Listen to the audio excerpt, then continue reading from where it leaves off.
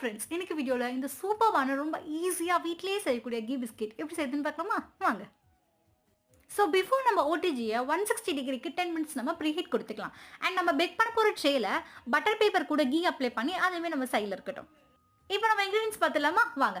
So 1/2 cup maida, 1/4 cup powder sugar, 4 tablespoon ghee, 1/4 teaspoon baking soda and லாஸ்ட்டாக ஒரு எக்கோட white நம்மளுக்கு தேவைப்படும்.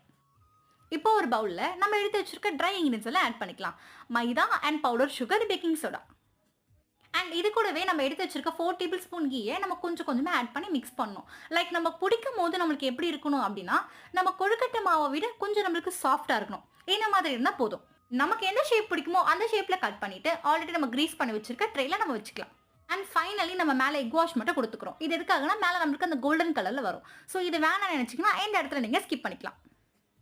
இப்போ நம்ம ஆல்ரெடி ப்ரீ ஹீட் போட்ட அவனில் 10 to 15 மினிட்ஸ் நம்ம பேக் பண்ணி எடுத்தால் சூப்பர்வான ரொம்ப ஈஸியாக வீட்டிலேயே செய்யக்கூடிய இந்த கீ பிஸ்கெட் நம்மளுக்கு ரெடி ஆகிடும்.